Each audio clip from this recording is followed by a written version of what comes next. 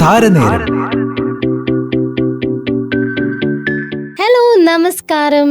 എല്ലാവർക്കും വിഷുദിനത്തിന്റെ എല്ലാവിധ ആശംസകളും നേരുന്നു. നിങ്ങളുടെ കൂടെയുള്ളത് ഞാൻ RJ മാനസിയാണ്.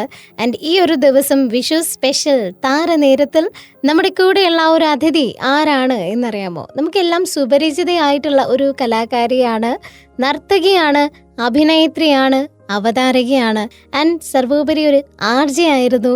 അപ്പൊ ആരാണ് ആ ഒരു വ്യക്തി?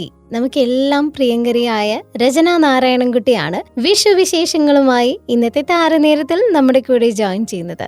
So welcome Rachana, welcome to Taraneram. നമസ്തേ Manasi, thank you so much. അപ്പൊ എന്താണ് വിഷു വിശേഷങ്ങൾ? വിഷു ആസ് യൂഷ്വൽ രാവിലെ കണി കണ്ടു, അമ്മയുടെ കയ്യിൽ നിന്ന് കൈനീട്ടം വാങ്ങിച്ചു, പിന്നെ പടക്കം പൊട്ടിച്ചു. അങ്ങനെ ഏട്ടന്റെ മക്കളും ഏട്ടത്തിയമ്മയും ഒക്കെ ഉണ്ട്. അപ്പോ നമ്മളെല്ലാരും കൂടി ആഘോഷിച്ചു. അങ്ങനെ പിന്നെ ഇനി സദ്യ കഴിക്കണം. അപ്പൊ എല്ലാവർക്കും ഞങ്ങളുടെ ഒരു വിഷു ആശംസിക്കാണ്. അടിപൊളി ഒരു വിഷു. യെസ്, എല്ലാവർക്കും എന്റെ ഹൃദയം നിറഞ്ഞ വിഷു ആശംസകൾ. നല്ലൊരു അർത്ഥമാവട്ടെ എല്ലാവർക്കും. അതെ, എല്ലാവർക്കും നല്ലൊരു ഇയർ ആവട്ടെ. അപ്പൊ തൃശ്ശൂർകാരുടെ വിഷു എന്ന് പറയുമ്പോ കുറച്ച് സ്പെഷ്യൽ ആണ്, അടിപൊളിയാണ്. ബിക്കോസ് ഞാനും ഒരു തൃശ്ശൂരുകാരിയാണ്. വടക്കാഞ്ചേരി അടുത്ത് തന്നെയാണ് എന്റെയും വീട്. ഓ, അയൽപ്പക്കാണ്. അതെ, അയൽവാസികളാണ്. അപ്പൊ വീട്ടിലെ വിഷുവിനെ കുറിച്ച് പറയുമ്പോ ആദ്യം മനസ്സിലേക്ക് വരുന്നത് എന്തായിരിക്കും? തീർച്ചയായിട്ടും ചൈൽഡ്ഹുഡ് തന്നെയാണ്. എപ്പോഴും നമ്മള് ആ ഒരു ദിവസം ആവാൻ എല്ലാ ഒക്കേഷൻസും അങ്ങനെയാണല്ലോ. നമ്മൾക്ക് ഒന്നാമത് ഇത് വെക്കേഷൻ ടൈം ആയിരിക്കും. അപ്പോ ഇത്രയും ആഘോഷിക്കുന്ന വേറൊരു ഫെസ്റ്റിവൽ ഉണ്ട് എന്ന് തോന്നുന്നില്ല. കാരണം പടക്കം പൊട്ടിക്കാനൊക്കെ വളരെ ഇഷ്ടമാണ്. അപ്പോ അതൊക്കെ കണ്ടിന്യൂ ചെയ്ത് കൊണ്ടുപോവുക എന്നുള്ളതൊക്കെ, പ്രത്യേകിച്ചും തൃശ്ശൂർക്കാരാകുമ്പോ ഇത്തിരി അതിനോട് താല്പര്യം കൂടുതൽ. ആഘോഷമാണ് വിഷു എന്ന് പറയുമ്പോ തന്നെ. അതെ, അപ്പൊ അത് കാരണം അങ്ങനെയുള്ള ഇഷ്ടങ്ങൾ. പിന്നെ പുത്തൻ ഉടുപ്പ് കിട്ടും, അതിലുപരിയായിട്ട് കളക്ഷൻ കിട്ടുമല്ലോ. അതെ അതെ, വിഷു കൈനീട്ടം.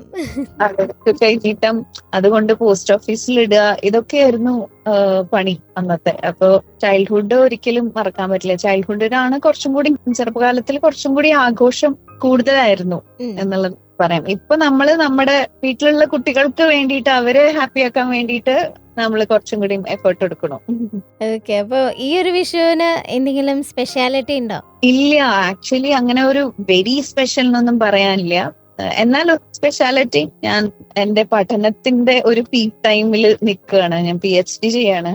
അപ്പോ അതിന്റെ ഒരു പീക്ക് ടൈമിൽ നിൽക്കുകയാണ്. അപ്പൊ ഇന്നിപ്പോ കുറെ പ്രിപ്പറേഷൻസ് ഉണ്ട്. അപ്പൊ വിഷുവിനിടയിലെ പഠനമാണ് ഇപ്രാവശ്യം അല്ലേ? യെസ് യെസ് യെസ്, ഒരു പ്രസന്റേഷൻ ഒക്കെ ഉണ്ട് 18th. അപ്പൊ അതിന്റെ പ്രിപ്പറേഷനിലാണ്. വിഷു സ്പെഷ്യൽ താരനേരത്തിൽ നിങ്ങളുടെ കൂടെയുള്ളത് ഞാൻ RJ മാനസി. ആൻഡ് വിഷു വിശേഷങ്ങളും ബാക്കി വിശേഷങ്ങളും ഒക്കെ ആയിട്ട് നമ്മുടെ കൂടെ ഉള്ളത് ആക്ട്രസ്, അതുപോലെ ഡാൻസർ ആൻഡ് അവതാരകയൊക്കെ ആയിട്ടുള്ള രചന നാരായണൻകുട്ടിയാണ്. അപ്പൊ വിഷു വിശേഷങ്ങളൊക്കെ നമ്മൾ കേട്ടു. ഇനി പഠനത്തിന്റെ വിശേഷങ്ങളിലേക്ക് വരികയാണെന്നുണ്ടെങ്കിൽ ഇപ്പോ PhD ചെയ്തുകൊണ്ടിരിക്കുകയാണ്, അതും നൃത്തത്തിലാണ് ചെയ്യുന്നത്. അപ്പൊ എന്താണ് അതിന്റെ വിശേഷങ്ങൾ? കുടിയിലാണ് റിസർച്ച് ചെയ്തുകൊണ്ടിരിക്കുന്നത്. ഓക്കെ, അപ്പൊ എന്തുകൊണ്ടാണ് ഇങ്ങനെ ഒരു ഡാൻസിന്റെ ഒരു കാര്യം അക്കാഡമിക്കലി ചെയ്യണം എന്ന് തോന്നിയത്? എന്തുകൊണ്ടാണ്? ഓഫ് കോഴ്സ്, നമ്മള് ചെറുപ്പത്തിൽ പഠിക്കുന്ന സമയത്ത് നമുക്ക് കൂടുതൽ കാര്യങ്ങൾ കുറച്ചും കൂടി ഗാഠമായിട്ട് അറിയണം എന്നുള്ള ആഗ്രഹങ്ങൾ ഉണ്ടായിരുന്നു. പക്ഷെ അതിനൊരു സോഴ്സും ഒന്നും ഉണ്ടായിരുന്നില്ല. കാരണം ഏതൊരു മേഖലയിലും നമ്മൾ ഇൻഡെപ്ത് പോകുമ്പോഴാണ് അതിന്റെ ഒരു വളരെ ഡീറ്റെയിൽഡ് ആയിട്ടുള്ള കാര്യങ്ങൾ പഠിക്കുമ്പോഴാണ് അത് നമുക്ക് കംപ്ലീറ്റ് ആയിട്ട് ഓഡിയൻസിലേക്ക് എത്തിക്കാൻ പറ്റുക എന്നുള്ളതാണ് ഞാൻ വിശ്വസിക്കുന്നത്. അപ്പോ ഒരു കൂടുതൽ അറിയുന്തോറും നമുക്ക് മനസ്സിലാവും നമ്മൾ ഇതുവരെ ഒന്നുമല്ല, നമുക്ക് ഒന്നും അറിയില്ല എന്ന് മനസ്സിലാവും. ഒരുപാട് അറിയാനും ആ അറിവ് നമുക്ക് തരുന്ന, നമ്മളെ ലൈറ്റ് ആക്കുന്ന ഒരു അവസ്ഥയുണ്ട് ശരിക്കും പറയാച്ചാ. എല്ലാ ഒരു എന്തെങ്കിലുമൊക്കെ നമുക്കൊരു ധാരണ ഉണ്ടായിരുന്നെങ്കിൽ അതെല്ലാം മാറ്റി കുറിക്കുന്ന അല്ലേ ഒരു അവസ്ഥയുണ്ട്. ആ അവസ്ഥയാണ്, ആ ലൈറ്റ്നെസ് എനിക്ക് ഇഷ്ടമാണ്. And I always love to be a student. എപ്പോഴും ഒരു സ്റ്റുഡന്റ് ടീച്ചറാണ്. യെസ്, ഒരു സ്റ്റുഡന്റ് ആയിട്ടിരിക്കുമ്പോഴേ നമുക്ക് പുതിയ പുതിയ കാര്യങ്ങൾ അറിയാനുള്ള ഒരു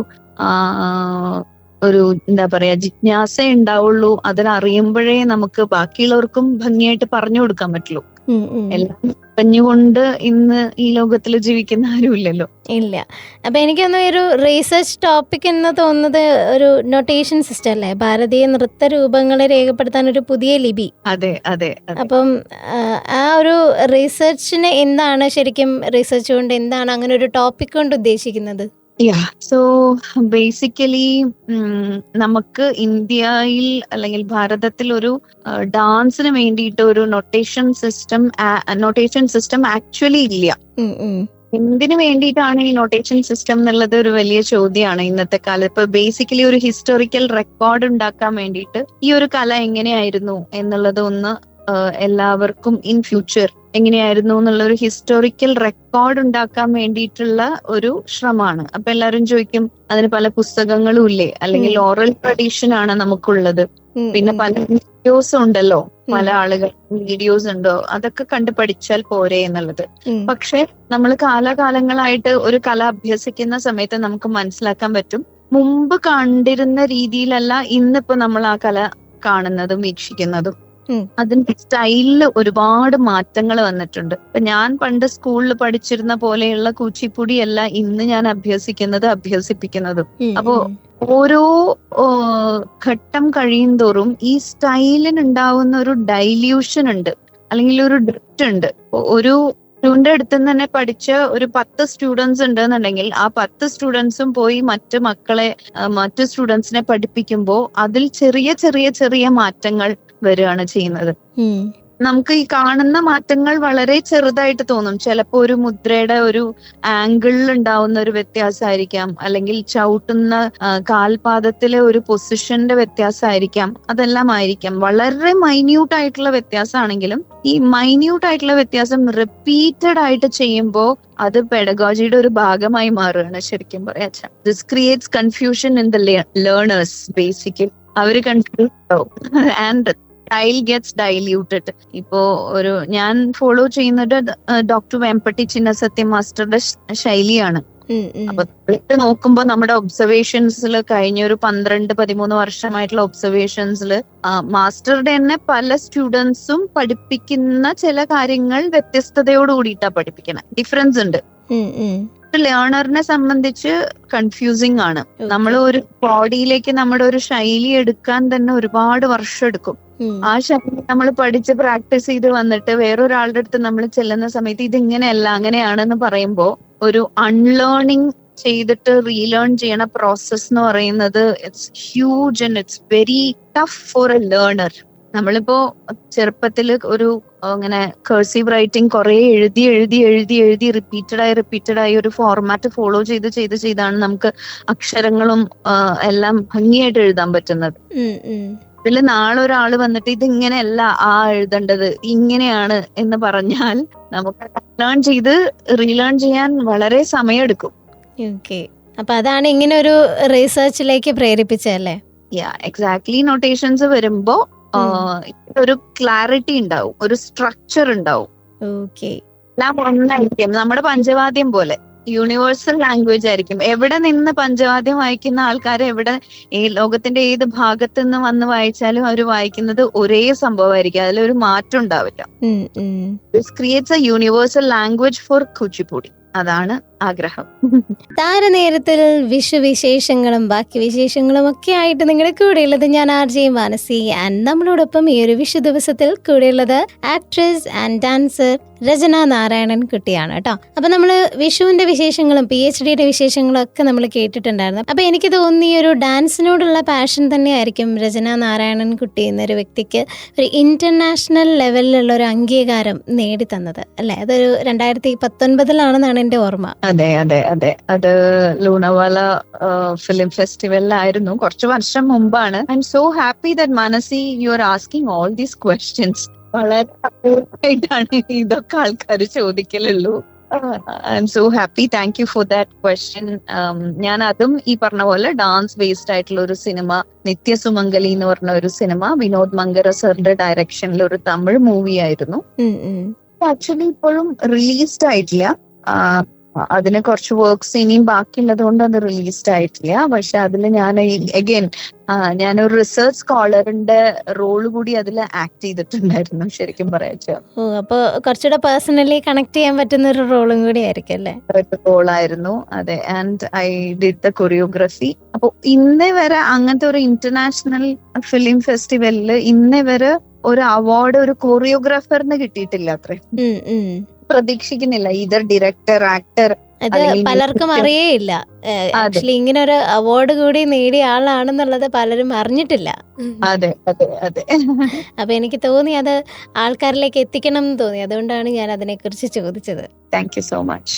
സോ അപ്പം ഇപ്പം അഭിനയമുണ്ട്, അതുപോലെ അധ്യാപനം ഉണ്ട്, പഠിച്ചുകൊണ്ടിരിക്കുകയാണ്. അപ്പൊ ഈ തിരക്കുകളൊക്കെ എങ്ങനെയാണ് മാനേജ് ചെയ്യണേ? അഭിനയം കുറച്ചിരിക്കുകയാണ്. എനിക്ക് ചെയ്ത റോളുകൾ തന്നെ പോലത്തെ വീണ്ടും ചെയ്യണ്ട. കുറച്ച് വെറൈറ്റി ആയിട്ടുള്ള ടൈപ്പ് കാസ്റ്റഡ് ആവണ്ട എന്നൊരു ആഗ്രഹമുണ്ട്. പിന്നെ മോറോവർ മൂവീസ് വരുമ്പോ മൂവീസിന് വേണ്ടി എന്തായാലും കുറെ ദിവസങ്ങൾ അതിനു വേണ്ടി മാറ്റി വെക്കേണ്ടി വരും. ഡേറ്റ്സ് കുറച്ച് പ്രശ്നം വരും. അപ്പൊ PhD ചെയ്യുന്നത് കൊണ്ട് I am like taken a break actually. പക്ഷെ ഇപ്പോഴും ഡാൻസിൽ സജീവമാണെന്ന് തോന്നുന്നല്ലേ? Very much. അത് നമ്മുടെ എല്ലാത്തിനെയും ഹെൽപ്പ് ചെയ്യുമല്ലോ, റിസർച്ചിനെയും കൂടി ഹെൽപ്പ് ചെയ്യുന്ന ഒരു ഫാക്ടറാണ്. ഇവിടെയും അതില് പ്രോഗ്രാംസ് ചെയ്യാനും പെർഫോമൻസസ് ചെയ്യാനും ടീച്ചിങ്ങും ഒക്കെയാണ് കോൺസെൻട്രേറ്റ് ചെയ്യുന്നത്. അപ്പം അഭിനയാണോ ഡാൻസ് ആണോ കൂടുതൽ ഇഷ്ടം? ഓഫ് കോഴ്സ് ഡാൻസ് ആണ് കൂടുതൽ ഇഷ്ടം. കാരണം ഞാനാണ് വളർന്നത്. എനിക്ക് 3.5 വയസ്സ് തൊട്ട് നൃത്തം എന്റെ കൂടെ ഉണ്ട്. അപ്പൊ ആ ഒരു നൃത്തമാണോ ശരിക്കും മറിമായം അങ്ങനെ ഒരു സീരിയലിലേക്ക് എത്തിയത്? എങ്ങനെയായിരുന്നു ശരിക്കും? അതൊന്നുമല്ല. ഇപ്പൊ മാനസി ചെയ്യുന്ന പണിയായിരുന്നു ഞാൻ ചെയ്തോണ്ടിരിക്കുന്നിരുന്നത്. ഒരു RJ ആയിരുന്നു. റേഡിയോ എന്ന് പറയുന്ന FM റേഡിയോ സ്റ്റേഷനിൽ ഞാനൊരു RJ ആയിട്ട് വർക്ക് ചെയ്യായിരുന്നു. സോ എന്റെ കൂടെ ഉണ്ടായിരുന്ന ജയരാജൻ എന്ന് പറഞ്ഞ എന്റെ ജോക്കിയായിരുന്നു. രാജേട്ടൻ ആയിരുന്നു മറിമായത്തിന്റെ ആദ്യകാലം സ്ക്രിപ്റ്റ് ചെയ്തിരുന്നത്. ഞാൻ പിന്നെ അവിടുന്ന് RJ വിട്ട് ഞാൻ ടീച്ചിങ്ങിലേക്ക് മാറിയപ്പം ജയരാജേട്ടൻ ഇങ്ങനെ ഒരു ദിവസം വിളിച്ചു, ഇങ്ങനെ ഒരു കോൺസെപ്റ്റ് ഉണ്ട്, അതില് ആളുകളെ നോക്കുന്നുണ്ട്, രചനയ്ക്ക് ചെയ്തൂടെ? ഞാൻ പറഞ്ഞു ഇല്ല, ചെയ്യുന്നില്ല എന്ന് പറഞ്ഞു. എന്നാലും ട്രൈ ചെയ്ത് നോക്കൂ എന്ന് പറഞ്ഞു ഒരു എപ്പിസോഡ് ചെയ്യാൻ പോയതാണ്. പക്ഷെ ആ ഒരു വത്സല ടീച്ചർ മലയാളികൾക്ക് ഭയങ്കര ഫേവറേറ്റ് ആയിട്ട് മാറി. അതെ അതെ അതെ. ഇപ്പോഴും ഞാൻ എവിടെ പോയാലും എല്ലാരും ആ ഒരു ക്യാരക്ടറിനെ പറ്റിയാണ്. ഞാൻ എത്ര സിനിമ ചെയ്താലും പല സിനിമകളെ പറ്റി പറയും. ആമേൻ, പുണ്യാള നഗർപത്തീസ്, അതുപോലെ കുറെ സിനിമകളെ പറ്റിയൊക്കെ പറയും. എങ്കിലും എല്ലാവർക്കും മനസ്സിൽ സ്ട്രൈക്കിംഗ് ആയിട്ട് നിൽക്കുന്നത് ആ ഒരു ക്യാരക്ടറാണ്. അത് പ്രായഭേദമന്യേ അങ്ങനെയാണ്. അതിലൊരു സന്തോഷമുണ്ട്. അത് കഴിഞ്ഞ് സിനിമയിലേക്ക് എൻട്രി ചെയ്തപ്പോ ലക്കി സ്റ്റാറിൽ ശരിക്കും പറഞ്ഞാൽ ഒരു മെയിൻ ക്യാരക്ടർ തന്നെയാണ് കിട്ടിയത് അല്ലേ? അതെ. അപ്പം ആ ഒരു സിനിമയുടെ ഒരു ബ്രേക്ക് ത്രൂ എന്തായിരുന്നു? അതിലെ ഒരു പ്രധാന ഘടകം എന്ന് പറയുന്നത് ഫസ്റ്റ് ഓഫ് ഓൾ ജയറാമേട്ടൻ എന്നുള്ള ഒരു വ്യക്തി ഒരുപാട് നാളിന് ശേഷം അഭിനയിച്ച ഒരു സിനിമയായിരുന്നു. ഒരു ബ്രേക്ക് എടുത്ത ഒരുപാട് നാളിന് ശേഷം അഭിനയിച്ച ഒരു സിനിമയായിരുന്നു. എന്റെ വെരി ഫസ്റ്റ് മൂവി ജയറാമേട്ടന്റെ കൂടെ ആയിരുന്നു. ശരിക്കും തീർത്ഥാടനം എന്ന് പറയുന്ന ഒരു മൂവി ഞാൻ അതിൽ ചെറിയൊരു റോള് ചെയ്തിട്ടുണ്ട്. അഗൈൻ ഡാൻസ് കൊറിയോഗ്രാഫി അസിസ്റ്റ് ചെയ്യാൻ പോയതാണ്. അപ്പൊ കുറവ് വന്നപ്പോ ഞാൻ അതിൽ എന്നെ പിടിച്ച് അഭിനയിപ്പിച്ചതാണ് തീർത്ഥാടനത്തില്. ജയറാമേട്ടന്റെ കൂടെ തുടങ്ങി എന്നുള്ളത് ഒരു കാര്യം. മോർ ഓവർ അത് നല്ലൊരു സ്ക്രിപ്റ്റ് ആയിരുന്നു. എന്ന് പറയുന്ന ഒരു മൂവി നല്ലൊരു സ്ക്രിപ്റ്റ്, സെറഗേറ്റ് മദറിനെ പറ്റിയിട്ടുള്ള ഒരു നമുക്ക് പെർഫോം ചെയ്യാനുള്ള സ്കോപ്പും എല്ലാം ഇമോഷണൽ ആയിട്ടും അറ്റ് എ ടൈം അതുപോലെ തന്നെ കോമഡി ആയിട്ടുള്ള കാര്യങ്ങളും ദേശക്കാരിയായ ഒരു അമ്മയൊക്കെ നമുക്ക് കാണാൻ പറ്റുന്ന ഒരു സിനിമയാണ്. എന്നോട് ഇപ്പോഴും ചോദിക്കുകയാണ് ഏതാ ഫേവറേറ്റ് ക്യാരക്ടർ എന്ന് ചോദിച്ചാൽ ഞാൻ പറയും ജാനകി എന്ന് ഞാൻ പറയുള്ളൂ. അത് ഞാൻ പലപ്പോഴും പറഞ്ഞു കേട്ടിട്ടുണ്ട്. ആ ഒരു മൂവിയും അതുപോലെ തന്നെ ഒരു ലൊക്കേഷനൊക്കെ ഭയങ്കര ഫേവറേറ്റ് ആയിരുന്നു എന്നുള്ളത്. അതെ അതെ അതെ, ഉറപ്പായിട്ടും അത് നമ്മുടെ ഒരു ഫസ്റ്റ് ത്രൂ ഔട്ട് മൂവി എന്ന് പറഞ്ഞിട്ടല്ലേ. പക്ഷെ അത് ഇതാണ് ആമേൻ. ആമേനിലൂടെയാണ് ഒരു ഫുൾ ഫ്ലെജ്ഡ് ആയിട്ടുള്ള ഒരു മൂവി ചെയ്യുന്നത്. പക്ഷെ റിലീസ് ആയത് ലക്കി സ്റ്റാർ ആണ് ആദ്യം. ഓക്കെ. അത് കഴിഞ്ഞ് ഇപ്പം ലാലേട്ടന്റെ കൂടെ ആറാട്ട്, അതിനകത്ത് രസകരമായിട്ടുള്ള ഒരു ക്യാരക്ടർ ചെയ്തിട്ടുണ്ടായിരുന്നു. അപ്പം ആ ഒരു എക്സ്പീരിയൻസ് ഒക്കെ എങ്ങനെയുണ്ടായിരുന്നു? ലാലേട്ടന്റെ കൂടെ എക്സ്പീരിയൻസ് ഒക്കെ പറയാൻ പോലും നമുക്ക് യോഗ്യത ഉണ്ടോന്ന് അറിയില്ല. നമ്മളിങ്ങനെ ഒരു ഫാൻ ഗേൾ മൊമെന്റിലാണ് എപ്പോഴും ഉണ്ടായിരുന്നത്. ആൻഡ് ഓരോ സീക്വൻസസ് നമ്മൾ ഷൂട്ട് ചെയ്യുന്ന സമയത്തായാലും വി റിയലി ഹാഡ് ഫൺ. എല്ലാവരും ഉണ്ടായിരുന്നു അന്ന്. കൊച്ചുപ്രേമൻ അങ്കിളും നന്ദു ചേട്ടനും അങ്ങനെ ഒരു ഒരു വലിയ, ശരിക്കും പറയാച്ച ഒരു ബറ്റാലിയൻ തന്നെയായിരുന്നു അതിലുണ്ടായിരുന്നു. അപ്പോ very beautiful give and take, very supporting actors എല്ലായിടത്തും. പിന്നെ എന്താ പറയാ, നല്ല നല്ല സീൻസ് അദ്ദേഹത്തിന്റെ ഒപ്പം, ഒരു എന്താ പറയാ ഗിവ് ആൻഡ് ടേക്ക് ചെയ്യാൻ പറ്റുന്ന സീൻസ് അദ്ദേഹത്തിന്റെ ഒപ്പം പെർഫോം ചെയ്യാൻ പറ്റി. ഒരു ഇമ്പോർട്ടന്റ് റോൾ കൂടിയായിരുന്നു ആ സിനിമയ്ക്ക്. അതൊക്കെ ഒരു സന്തോഷം. അങ്ങനെ മൊത്തത്തിൽ ജോളി ആയിട്ടുള്ള ഒരു ലൊക്കേഷൻ ആയിരുന്നല്ലേ ആറാട്ടിന്റേത്? Very much very much. നല്ല രസമായിരുന്നു. ഞങ്ങള് അതും കോവിഡ് സമയത്താണ് ഞങ്ങൾ ഷൂട്ട് ചെയ്യുന്നത്. കോവിഡ് ഇങ്ങനെ കഴിഞ്ഞില്ല എന്ന് പറയുന്ന ഒരു സമയത്താണ് അത് ഷൂട്ട് ചെയ്യുന്നത്. നമ്മള് ഷെഡ്യൂൾ ബ്രേക്ക് ആയിട്ട് ലൊക്കേഷനിൽ പിന്നെ വീണ്ടും പോകുന്ന സമയത്ത് കോവിഡ് ടെസ്റ്റ് ഒക്കെ ചെയ്ത് അങ്ങനെയൊക്കെയായിരുന്നു പോയിരുന്നത്. ഈ ഒരു വിഷു സ്പെഷ്യൽ താരനേരത്തിൽ നമ്മുടെ കൂടെയുള്ളത് ആക്ട്രസും നർത്തകിയും ഒക്കെ ആയിട്ടുള്ള രചന നാരായണൻ കുട്ടിയാണ്. അപ്പൊ വിഷു വിശേഷങ്ങളും ബാക്കി പഠന വിശേഷങ്ങളും ഒക്കെ നമ്മൾ കേട്ടു. അപ്പൊ എനിക്ക് ചോദിക്കാനായിട്ടുള്ള ഒരു കാര്യം വേറൊന്നുമല്ല, കുറച്ച് അഭിമാനകരമായിട്ട് തോന്നിയ ഒരു മൊമെന്റ് ആയിരിക്കും ആക്ടർ വിക്രം താങ്കളുടെ ആ ഒരു ഡാൻസിനെ അപ്രീഷിയേറ്റ് ചെയ്തിട്ടുള്ള ആ ഒരു മൊമെന്റ് എന്ന് പറയുന്നത്. അപ്പം ശരിക്കും എന്തായിരുന്നു ആ ഒരു സമയത്തെ ഒരു എക്സ്പീരിയൻസ്, അല്ലെങ്കിൽ ആ ഒരു ഫീലിംഗ് എന്തായിരുന്നു? ഞാൻ ഓൾവേസ്, എന്നെ അടുത്തറിയുന്നവർക്ക് വളരെ നന്നായി അറിയുന്ന കാര്യമാണ് ഞാനൊരു വിക്രം ഫാനാണ് എന്നുള്ളത്. അപ്പോ ആ ഒരു എന്താ പറയാ, ആ ഒരു വേദി തന്നെ എനിക്ക് വളരെ എക്സൈറ്റിംഗ് ആയിരുന്നു. ആ ഒരു എക്സൈറ്റ്മെന്റില് നമ്മള് അദ്ദേഹത്തിനോട് എന്തൊക്കെയൊക്കെയോ ചോദ്യങ്ങൾ ചോദിച്ചു, എന്തൊക്കെയൊക്കെയോ സംസാരിച്ചു. ഫൈനലി എന്താ പറയാ, ശ്രീകണ്ഠൻ നായർ സാറാണ് പറഞ്ഞത് ഞാനൊരു ഡാൻസർ കൂടിയാണ് എന്നുള്ളത്. അദ്ദേഹം അവിടുന്ന് ഡാൻസ് കളിച്ചാലോ എന്ന് പറഞ്ഞിട്ട് അങ്ങനെ ഡാൻസ് കളിച്ച് കഴിഞ്ഞപ്പോഴാണ് ഹി ജസ്റ്റ് ഓഫേർഡ് ലൈക്ക് ആ മൂവിയില് ഹീറോയിനായിട്ട്. അതൊന്നും അല്ലെങ്കിലും ആ ഒരു മൊമെന്റിൽ അങ്ങനത്തെ ഒരു അപ്രീസിയേഷൻ കിട്ടാന്ന് പറയുന്നത് എനിക്ക് വളരെ സന്തോഷമുള്ള ഒരു കാര്യമായിരുന്നു. Whether they call or not, that is the second thing. അല്ല തേർഡ്, നമ്മളതൊന്നും എക്സ്പെക്ട് ചെയ്യുന്നില്ല. ബട്ട് സ്റ്റിൽ ആ ഒരു അപ്രീസിയേഷൻ എന്നും ലൈഫിൽ ഭയങ്കര വാല്യൂബിൾ ആയിരിക്കും അല്ലേ? ഇന്നും ആ മൊമെന്റ്സ് ഇങ്ങനെ കിടക്കുന്നുണ്ടല്ലോ സോഷ്യൽ മീഡിയയിൽ, ഇന്നും അത് കിടക്കുന്നുണ്ട്. So that's really a beautiful thing which happened in my life, like appreciations നോക്കുമ്പോ. അപ്പം നല്ലൊരു നർത്തകിയാണ്, അഭിനേതാവാണ്, പിന്നെ ഇപ്പം ഞാൻ നേരത്തെ പറഞ്ഞ പോലെ ഒരു അവതാരകയാണ്, എന്നെ പോലെ തന്നെ ജനങ്ങളോട് ഏറ്റവും നന്നായിട്ട് കമ്മ്യൂണിക്കേറ്റ് ചെയ്തൊരു ആർജിയാണ്. അപ്പം ഇതിനേക്കാട്ടിലൊക്കെ കൂടുതൽ എനിക്ക് തോന്നിയത് നല്ലൊരു എഴുത്തുകാരിയും കൂടിയാണെന്നുള്ളത് എനിക്ക് സോഷ്യൽ മീഡിയ നോക്കിയ സമയത്ത് കാണാനായിട്ട് പറ്റിയിട്ടുണ്ടായിരുന്നു. അപ്പോൾ പല വിഷയങ്ങളെക്കുറിച്ച് ഇങ്ങനെ എഴുതിയൊക്കെ പോസ്റ്റ് ചെയ്യുമ്പം ഈ അടുത്ത് ബൗണ്ടറീസിനെ കുറിച്ച് പറയുന്നൊരു പോസ്റ്റ് ഉണ്ടായിരുന്നല്ലോ. അപ്പം എന്താണ് അങ്ങനെ ഒരു പോസ്റ്റിനുള്ളൊരു പ്രചോദനം എന്തായിരുന്നു? ബേസിക്കലി നമുക്കറിയാലോ യുദ്ധം നടക്കുന്ന ഒരു സമയമാണ് എന്നുള്ളതും നമ്മള് എത്രത്തോളം അതില് നമ്മളിപ്പോ ലോകത്തിൽ നടക്കുന്ന വലിയ വലിയ കാര്യങ്ങളുടെ ഒരു ഭാഗമാണ് അത്. ആ തരത്തിലുള്ള യുദ്ധം നമ്മുടെ നിത്യജീവിതത്തിൽ നടക്കുന്നുണ്ട് എന്നുള്ളതാണ് അൾട്ടിമേറ്റ് കോൺസെപ്റ്റ്. അത് മനുഷ്യരും തമ്മിൽ, ഒരു ഇട്ടാവട്ടത്ത് ജീവിക്കുന്ന മനുഷ്യരും തമ്മിൽ, മനുഷ്യരും മൃഗങ്ങളും തമ്മിൽ, അല്ലെങ്കിൽ മനുഷ്യനോട് തന്നെ നമ്മളോട് തന്നെ ഡെയിലി യുദ്ധം ചെയ്തോണ്ടിരിക്കുകയാണ് സർവൈവലിന് വേണ്ടിയിട്ട്. സോ അങ്ങനെ ഒരു തോട്ട് വന്നപ്പോ അങ്ങനെ ഇതാണ്. ഇടയ്ക്ക് അങ്ങനെ വല്ലതൊക്കെ കുറിച്ച് സാഹിത്യങ്ങളൊക്കെ ഇങ്ങനെ മനസ്സിൽ നിന്ന് തികട്ടി വരാറുണ്ട്. അതെ, ഇടയ്ക്ക് വായിക്കുന്നോണ്ട് അങ്ങനെയുള്ള ചിന്തകൾ വരാറുണ്ട്, അങ്ങനെ എഴുതാറുണ്ട്. ഓക്കെ, അപ്പൊ എപ്പോഴെങ്കിലും ഒരു ബുക്കൊക്കെ എഴുതാൻ തോന്നിയിട്ടുണ്ടോ? ആക്ച്വലി ബുക്കിന്റെ പണി നടക്കുകയാണ്. മോസ്റ്റ്ലി ഡാൻസ് ബേസ്ഡ് ബുക്കാണ്, അല്ലാതെ നത്തിങ് ഫിക്ഷനും അങ്ങനെയൊന്നല്ല. പക്ഷെ കുറച്ചും കൂടി ഡാൻസ് ഫീൽഡിലുള്ളവർക്ക് ഹെൽപ്ഫുൾ ആവുന്ന രീതിയിലുള്ള ഒരു പുസ്തകം, അതിന്റെ പണി നടക്കണം. ഓക്കെ, അപ്പോ പുസ്തകത്തിന്റെ കൂടുതൽ ഡീറ്റെയിൽസ് ഇപ്പൊ പറയാൻ ആഗ്രഹിക്കുന്നുണ്ടോ? ഇല്ല, ആയിട്ടില്ല. മേ ബി ഒരു 3-4 months കഴിയുമ്പോഴത്തേക്കും ശരിയായിരിക്കും. ഓക്കെ, അപ്പൊ ഞങ്ങൾക്ക് വേണ്ടിയുള്ള ഒരു സർപ്രൈസിന് ഞങ്ങളും വെയിറ്റ് ചെയ്യുന്നു. Thank you. അപ്പോ അഭിനയത്തിന് പുറമെ ഒരു ഡയറക്ടർ ആവാനായിട്ടുള്ള ഒരു ആഗ്രഹം ഉണ്ടെന്ന് ഞാൻ എവിടെയോ പറഞ്ഞു കേട്ടു. അപ്പം ശരിക്കും അങ്ങനെ ഒരു ആഗ്രഹം ഉണ്ടോ? നല്ലോണം ഉണ്ട്. അതാണ് ആക്ച്വലി എനിക്ക് കുറച്ചും കൂടി ഇഷ്ടം. ബിക്കോസ് ഒരു സ്റ്റേജിനെ മാനേജ് ചെയ്യാനുള്ള ഒരു ഇത് ഞാൻ എൻജോയ് ചെയ്യാറുണ്ട്. ബേസിക്കലി മാനേജ് ചെയ്യാനുള്ളതും ഒക്കെ ഞാൻ എൻജോയ് ചെയ്യാറുണ്ട്. കോൺസെപ്റ്റ്സ് ഡെവലപ്പ് ചെയ്യാനുള്ള ഒരു ഇത് ഞാൻ എൻജോയ് ചെയ്യാറുണ്ട്. അപ്പൊ എനിക്ക് അത് കുറച്ചും കൂടി ഇഷ്ടമാണ്. ബട്ട് ഒരു എന്താ ചെയ്യുകയാണെങ്കിൽ എനിക്കൊരു ആനിമേറ്റഡ് മൂവി ചെയ്യാനാണ് എനിക്ക് താല്പര്യം.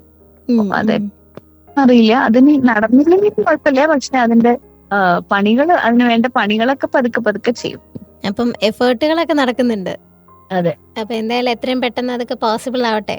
അപ്പൊ കുറെ കാര്യങ്ങൾ ഇങ്ങനെ ബക്കറ്റ് ലിസ്റ്റിൽ കിടക്കുകയാണ്. ഒരു ബുക്ക്, അതുപോലെ ഒരു ഡയറക്ടർ, അതുപോലെ PhD, കുറെ കാര്യങ്ങളുണ്ടല്ലേ ടു ഡു ലിസ്റ്റില്. അതെ, ഒരുപാടുണ്ട്. ഓക്കെ, സമയമാണ് എല്ലാത്തിനും ഓടി എത്തണമല്ലോ അല്ലെ. അതെ. ഈ ഒരു വിഷു ദിവസത്തില് നിങ്ങളുടെ കൂടെ ഉള്ളത് ഞാൻ RJ മാനസിയാണ് കേട്ടോ. അപ്പോൾ എന്റെ കൂടെ ഉള്ളത് മലയാളത്തിന്റെ സ്വന്തം ആക്ട്രസ് രചന നാരായണൻകുട്ടിയാണ്. അപ്പൊ വിഷു വിശേഷങ്ങളും ബാക്കി വിശേഷങ്ങളും ഒക്കെ ഇങ്ങനെ കേട്ടോണ്ടിരിക്കുമ്പോൾ തിരുപ്പതിയിൽ പോയി തലമുണ്ടനം ചെയ്തിട്ടുണ്ടായിരുന്നു. അപ്പൊ ആ ഒരു എക്സ്പീരിയൻസ് എന്തായിരുന്നു? പേഴ്സണലി എന്തെങ്കിലുമൊക്കെ മാറ്റങ്ങൾ ഫീൽ ചെയ്തോ അതിന് ശേഷം? I started feeling so light. ഞാൻ നേരത്തെ പറഞ്ഞില്ലേ, എനിക്ക് ലൈറ്റ് ആവാൻ ഭയങ്കര ആഗ്രഹമുള്ള ഒരു വ്യക്തിയാണ്. അപ്പൊ ഞാൻ ഇങ്ങനെ വിചാരിച്ചിരുന്നു, പിന്നെ ഇത് ചെയ്തു കഴിഞ്ഞാൽ എങ്ങനെ മനുഷ്യന്റെ മനസ്സ് മാറുക, ഫിസിക്കലി ഉള്ള അപ്പിയറൻസ് അല്ലേ മാറുള്ളൂ, മനസ്സ് എങ്ങനെയാ മാറുക എന്നുണ്ടായിരുന്നു. പക്ഷെ മുടി കഴിഞ്ഞപ്പോ എനിക്ക് റിയലി മനസ്സിലായി, മുടി നമുക്കൊരു പ്രൈഡിന്റെ ഒരു ഭാഗമാണ്. അതുകൊണ്ടാണല്ലോ മുടിക്ക് വേണ്ടി ആളുകൾ ഇത്രയും കാശ് ചെലവാക്കുന്നത്. ശരിക്കും പറഞ്ഞാൽ നമ്മളവിടെ വെട്ടിക്കൊടുക്കുന്ന മുടി പല രീതിയിലും വിഗുകളായിട്ടും അതായിട്ടും ഇതായിട്ടൊക്കെ വരുന്നതിന്റെയും ഒരു റീസൺ അതാണല്ലോ. മുടി നമുക്ക് അഴക് കൂട്ടും എന്നുള്ളൊരു വിശ്വാസമാണല്ലോ. നമ്മൾ കൊടുക്കുന്ന സമയത്ത് എങ്ങനെയാണ് നമ്മുടെ മനസ്സിനെ കുറച്ചും കൂടി ഈഗോലെസ് ആക്കുക എന്നുള്ളത് എനിക്ക് കൺഫ്യൂഷൻ ഉണ്ടായിരുന്നു. പക്ഷെ അത് ചെയ്തു കഴിഞ്ഞപ്പോഴാണ് മനസ്സിലായത്, മൊത്തത്തിൽ നമ്മളെ ഒന്ന് ലൈറ്റ് ആക്കും. ഓക്കെ, അപ്പൊ പേഴ്സണലി ഒരുപാട് മാറ്റങ്ങൾ ഉണ്ടാക്കിയ ഒരു എക്സ്പീരിയൻസ് ആയിരുന്നു അല്ലേ? തീർച്ചയായിട്ടും. ഇനിയിപ്പോ മുടി ഇല്ലെങ്കിലും, മുടി ഇപ്പോഴും കൊഴിഞ്ഞൊക്കെ പോകുന്നുണ്ട്, മുടി വളർന്നു, മുടി കൊഴിഞ്ഞു പോകുന്നുണ്ട്, വൈറ്റമിൻ D ഡെഫിഷ്യൻസി, അങ്ങനെയുള്ള കുറെ കാര്യങ്ങളൊക്കെ ഉണ്ടെങ്കിലും ഇപ്പൊ വലിയ ബോധോടല്ല മുമ്പത്തെ അത്ര. കൺസേൺസ് ഒക്കെ കുറഞ്ഞു. കൺസേൺസ് വളരെ കുറഞ്ഞു, കാരണം ഇതില്ലാതെ നമ്മൾ ജീവിച്ചല്ലോ. അതുകൊണ്ട് അപ്പൊ നമുക്കിനി ഒരു കുട്ടി റാപ്പിഡ് ഫയറിലേക്ക് പോയല്ലോ. ഞാൻ കുട്ടി ക്വസ്റ്റ്യൻസ് ഒക്കെ ചോദിക്കാം, അപ്പൊ അതിന് വേഗം മറുപടി പറഞ്ഞാൽ മതി. ഓക്കെ. അപ്പോ എന്റെ ഫസ്റ്റ് ക്വസ്റ്റ്യൻ ഞാൻ നേരത്തെ ചോദിച്ചിട്ടുണ്ടായിരുന്ന ചോദ്യം തന്നെയാണ്. അഭിനയം ഓർ നൃത്തം, ഏത് ചൂസ് ചെയ്യും? നൃത്തം. അടുത്തത്, ഏറ്റവും ഇഷ്ടമുള്ള വേഷം അഭിനയത്തിലാണെങ്കിൽ കോമഡി ഓർ സീരിയസ്? സീരിയസ് റോളാണ് ഇഷ്ടം. നെക്സ്റ്റ് ഒരു പേഴ്സണൽ ക്വസ്റ്റ്യൻ ആണ്, ഇഷ്ടമുള്ള ഭക്ഷണം? അമ്മയുടെ ചോറും കൂട്ടാനും ചമ്മന്തിയും. അത് ഇന്ന കൂട്ടാനൊന്നുമില്ല, അമ്മ ഉണ്ടാക്കുന്ന എല്ലാം ഇഷ്ടമാണ്. എല്ലാം ഇഷ്ടമാണ്. ഓക്കെ, അടുത്തത്, ദേഷ്യക്കാരി അല്ലെങ്കിൽ സമാധാനപ്രിയ, ഇതില് ഏതാണ് രചന? ദേഷ്യക്കാരിയാണ്. സമാധാനപ്രിയാണ്, പക്ഷെ ഞാൻ ദേഷ്യക്കാരിയാണ്. പെട്ടെന്ന് ദേഷ്യം വരുന്ന ആളാണോ? അതെ. ഏറ്റവും കൂടുതൽ ദേഷ്യം വരുന്ന എപ്പോഴാ? എന്നെ ഇറിറ്റേറ്റ് ചെയ്യുമ്പോ, ഞാൻ ചെയ്യാത്ത കാര്യങ്ങൾ പറഞ്ഞിട്ട് എന്നെ ഇറിറ്റേറ്റ് ചെയ്യുമ്പോ. ഓക്കെ, ഇനി അടുത്ത ക്വസ്റ്റ്യൻ, ഏറ്റവും ഇഷ്ടമുള്ള നടൻ? മോഹൻലാലും ഉണ്ട്, പിന്നെ ഒരാളും ഉണ്ട്, കലാമണ്ഡലം ഗോപിയാശൻ. ഇനി നെക്സ്റ്റ് ക്വസ്റ്റ്യൻ, ഭാവിയിൽ ചെയ്യാൻ ആഗ്രഹിക്കുന്ന ഒരു ഡ്രീം ക്യാരക്ടർ എന്താണ്? അതൊരു വല്ലാത്തൊരു ക്വസ്റ്റ്യൻ ആണ് ശരിക്കും പറയട്ടെ. ആ ഡ്രീം ക്യാരക്ടർ ഞാൻ ചെയ്തു കഴിഞ്ഞു, പക്ഷെ അത് എന്റെ ഒരു രീതിയിലല്ല ചെയ്തതെന്ന് മാത്രം. എനിക്കൊരു ഡാൻസർ റോൾ ചെയ്യണം എന്ന് വളരെയധികം ആഗ്രഹമുണ്ട്. ഞാൻ ചെയ്ത ഡാൻസർ റോൾ എന്ന് പറയുന്നത് തിലോത്തമ എന്നൊരു മൂവിയിലാണ്. ഞാൻ വളരെയധികം ആഗ്രഹിച്ചിരുന്ന ഒരു ഡാൻസർ റോള് ചെയ്യാൻ. പക്ഷെ ഞാൻ പ്രാർത്ഥന കേട്ടത് ഒരു ബാർ ഡാൻസർ ആയിട്ട്. സോ എനിക്കൊരു ക്ലാസിക്കൽ ഡാൻസർ റോള് ചെയ്യാൻ വളരെ ലൈക്ക് ഒരു ഹിസ്റ്റോറിക്കൽ ക്യാരക്ടർ ഒക്കെ ആയിട്ട് കണക്റ്റഡ് ആയിട്ട് ചെയ്യാൻ ആഗ്രഹമുണ്ട്. ഒരു ചരിത്ര വനിത അല്ലേ? യെസ്, ഡാൻസ് റിലേറ്റഡ് ആയിട്ടുള്ള ഒരു ക്യാരക്ടർ ചെയ്യാൻ ആഗ്രഹമുണ്ട്. ഓക്കെ, നെക്സ്റ്റ് ക്വസ്റ്റ്യൻ, നാടൻ വേഷമാണോ മോഡേൺ ലുക്ക് ആണോ ഇഷ്ടം? ഡിപ്പെൻസ് ഓൺ ദ ഒക്കേഷൻ, അത്രേ ഉള്ളൂ. ഓക്കെ, അപ്പൊ ഇന്നതൊന്നില്ല. ഇല്ല. ഓക്കെ, നെക്സ്റ്റ് ക്വസ്റ്റ്യൻ, ബിരിയാണി അല്ലെങ്കിൽ നാടൻ സദ്യ? നാടൻ സദ്യ. ഓൾവേസ് നാടനാണ് ഫുഡിന്റെ കാര്യത്തിൽ. ഓക്കെ, ട്രാവൽ ചെയ്യുന്ന ആളാണോ? Very much. അങ്ങനെയാണെന്നുണ്ടെങ്കിൽ നെക്സ്റ്റ് ക്വസ്റ്റ്യൻ ഒന്ന് കുഴപ്പിക്കും. ഏറ്റവും പ്രിയപ്പെട്ട ട്രാവൽ ഡെസ്റ്റിനേഷൻ? ബാംഗ്ലൂർ ഇഷ്ടമാണ് എനിക്ക്. ബാംഗ്ലൂർ അടിപൊളിയാണ്. ബാംഗ്ലൂർക്ക് ട്രാവൽ ചെയ്യാൻ എനിക്ക് വളരെയധികം ഇഷ്ടമാണ്. കാരണം ഞാൻ അവിടെ പഠിച്ചതൊക്കെ, ഇപ്പൊ ഞാൻ PhD ചെയ്യുന്നതും അവിടെയാണ്, മാസ്റ്റർ ഡിഗ്രി ഒക്കെ അവിടെയാണ് ചെയ്തത്. അപ്പൊ അതിന്റെ ഒരു ആത്മബന്ധമുണ്ട്. ആ ഒരു സ്ഥലം എനിക്കിഷ്ടമാണ്. ബാംഗ്ലൂരിൽ ഇഷ്ടപ്പെട്ട ഒരുപാട് ആളുകളുണ്ട്. അപ്പോ അതുകൊണ്ട് തന്നെ ആയിരിക്കാം ഒരുപക്ഷെ ആ ഒരു പ്ലേസ് കുറച്ച് സ്പെഷ്യൽ ആവുന്നല്ലേ. അതെ. Okay, next and last question. സ്വയം ഒരു നിക് നെയിം ഇടുകയാണെങ്കിൽ എന്തായിരിക്കും ആ പേര്? സ്വയം ഇടേണ്ട ആവശ്യമില്ല, എന്റെ വീട്ടിൽ പാവാന്ന് വിളിച്ചോണ്ട്.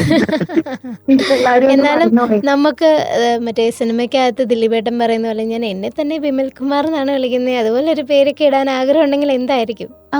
ഞാൻ എന്നെ തന്നെ ആക്ച്വലി അങ്ങനെ വിളിച്ചോണ്ടിരുന്നു, ചിന്നു എന്നായിരുന്നു അത്.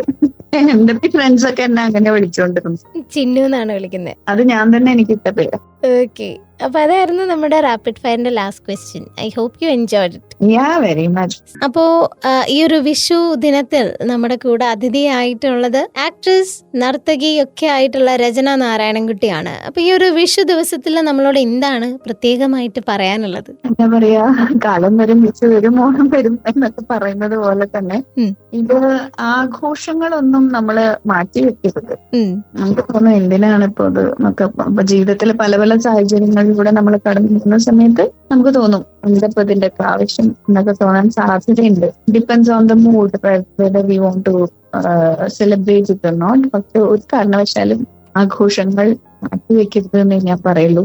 കാരണം നാളെ എന്ത് നടക്കുന്നത് നമുക്ക് നമ്മുടെ കയ്യിലല്ല, ഇത്ര നാളെ നമ്മുടെ കയ്യിലല്ല. സോ മാക്സിമം എല്ലാ ദിവസവും സെലിബ്രേഷൻ ആക്കാൻ ശ്രമിക്കുക. പരസ്പരം ഒരു കമ്പാഷനേറ്റ് ആയിട്ട് ജീവിക്കാൻ വേണ്ടിയിട്ട് ശ്രമിക്കുക. അതേ നമുക്ക് ചെയ്യാൻ പറ്റുള്ളൂ. Thank you so much for being good listeners and thank you so much for all the support.